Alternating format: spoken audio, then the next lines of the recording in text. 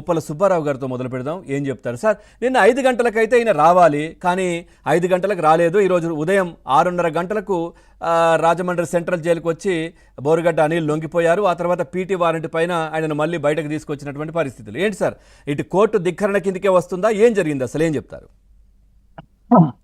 ఇక్కడ ఒకటండి, బోరుగడ్డ అనిల్ కేసులో మొదటి నుంచి కూడా వింత పోకళ్ళు కనపడతా ఉన్నాయి సార్. ఆయన్ని పోలీస్ కస్టడీకి పిలిచినప్పుడు కానీ మధ్యలో పలావులు పెట్టించడం, 7 పోలీసులు సస్పెండ్ అవటం, అరండాలపేటలో ఆయనకి అత్యుత్సాహంతో సౌకర్యాలు కలగజేస్తే 4 పోలీసులు సస్పెండ్ అవటం, ఒక సిఐ బీఆర్లోకి వెళ్ళటం, ఈ సంఘటనలన్నీ కూడా జరిగిన తర్వాత కూడా ఆంధ్రప్రదేశ్ హైకోర్టులో బెయిల్ మంజూరు చేయించుకొని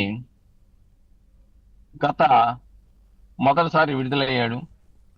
రెండోసారి కూడా గుంటూరు ఒక పెద్ద హాస్పిటల్ నుంచి చీఫ్ కార్డియాలజిస్ట్ సర్టిఫికేట్ తీసుకొని తదుపరి వైద్య పరీక్షలు కావాలి వాళ్ళ తల్లి గారికి, కాబట్టి అపోలో హాస్పిటల్లో అడ్మిట్ అవ్వాల్సిన అవసరం ఉందని చెప్పేసి ఒక ఫేక్ సర్టిఫికేట్, ఒక తప్పుడు సర్టిఫికేట్ కోర్టును వంచే విధంగా చేసి ఆదేశాలు తీసుకున్నారు. ఆ రోజునే పీపీ చాలా స్పష్టంగా న్యాయస్థానానికి చెప్పాడు, ఈ సర్టిఫికేట్ వాస్తవికమైందా కాదా అని చెప్పేసి మేము నిర్ధారించలేదు ఇంకా అని చెప్పినప్పుడు న్యాయమూర్తి గారు చాలా స్పష్టంగా ఆర్డర్లో కూడా రాశారు, మీరు తదుపరి ఎంక్వైరీ చేసుకోండి, సర్టిఫికేట్ కనుక ఫేక్ సర్టిఫికేట్ అయితే మేము చాలా సీరియస్ గా చర్యలు తీసుకుంటామని చెప్పేసి.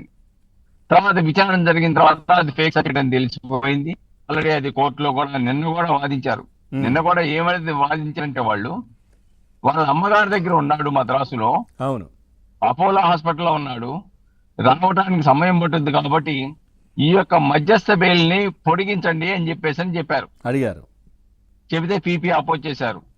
వాళ్ళ అమ్మగారు ఎప్పుడో డిస్పోజల్ అయిపోయి అనంతపురంలో ఉంది కాబట్టి అపోలోలో లేదు, మరొకసారి కోర్టును తప్పుదో మార్గం పట్టిస్తా ఉన్నారు, ఆల్రెడీ ఫేక్ సర్టిఫికేట్లు పెట్టారని చెప్పేసి న్యాయస్థానం ముందు చెప్తే, లేదు మీది ఎక్స్టెండ్ చేసే పరిస్థితే లేదు, అవసరమైతే ఫ్లైట్ లో వచ్చైనా కానీ కోర్టు ఆదేశాలను అమలు చేయాల్సిందే అని చెప్పారు.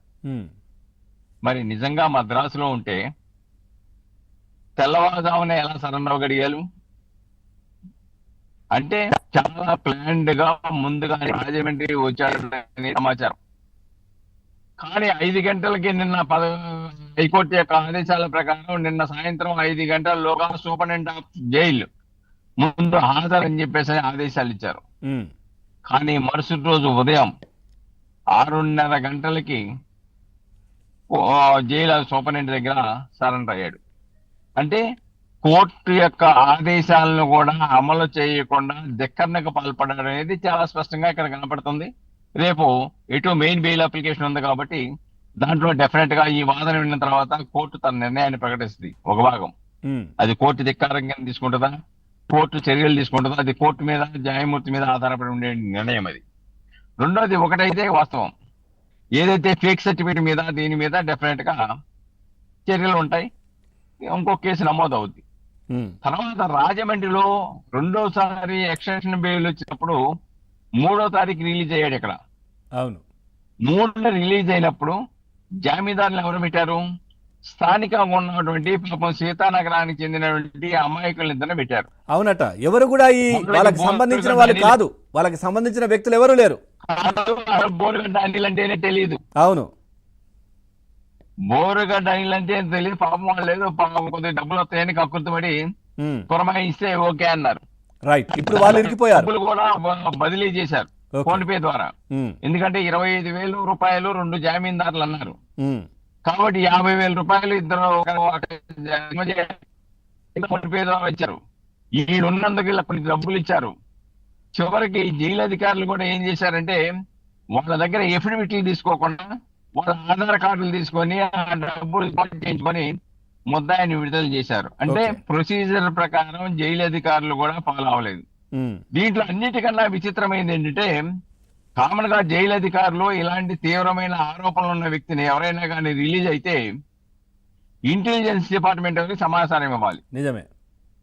కానీ ఈ 2 సంఘటనలో ఒక 2 సార్లు విడుదల, 2 సార్లు సరెండరు అయినప్పటికి కూడా పాత్రికేయులకు కానీ ఇంటెలిజెన్స్ డిపార్ట్మెంట్ కానీ వాళ్ళతో మాట్లాడాం, మాకు సమాచారం లేదండి అని చెప్పారు.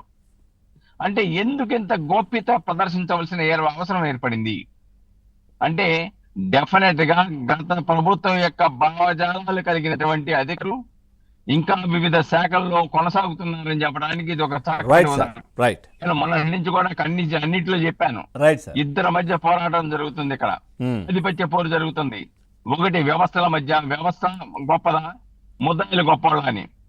కానీ పరిస్థితి ప్రస్తుతం చూస్తా ఉంటే ముద్దాయిలే విజయం సాధించాడని అనిపిస్తా ఉంది. బట్ ఏదేమైనప్పుడు కూడాను ఇటువంటి వారు ఎవరైతే అధికారులు చట్ట వ్యతిరేక చర్యలకు నిబంధనలను ఉల్లంఘించారో వాళ్ళ మీద విచారించాలి. డెఫినెట్గా ఈ రోజు నా ఉదయం నిన్న సాయంత్రం వచ్చారు పోలీసు వారు గుంటూరు నుంచి, 5 గంటలకు సరెండర్ అవుతారేమో, వెంటనే ఇక్కడ ఇచ్చేసి పట్టుకుని వెళ్ళిపోయి. కానీ ఆయన ఇవాళ సరెండర్ అవడంతో జేసీ దగ్గర పీటీ వారెంట్ తో వచ్చారు గుంటూరు నుంచి. వచ్చేసి వాళ్ళ ఉదయం 10 గంటలకు 10:30కు ఆయన పీటీ వారెంట్ ప్రకారం తీసుకెళ్లి గుంటూరు కోర్టులో ప్రవేశపెడతారు.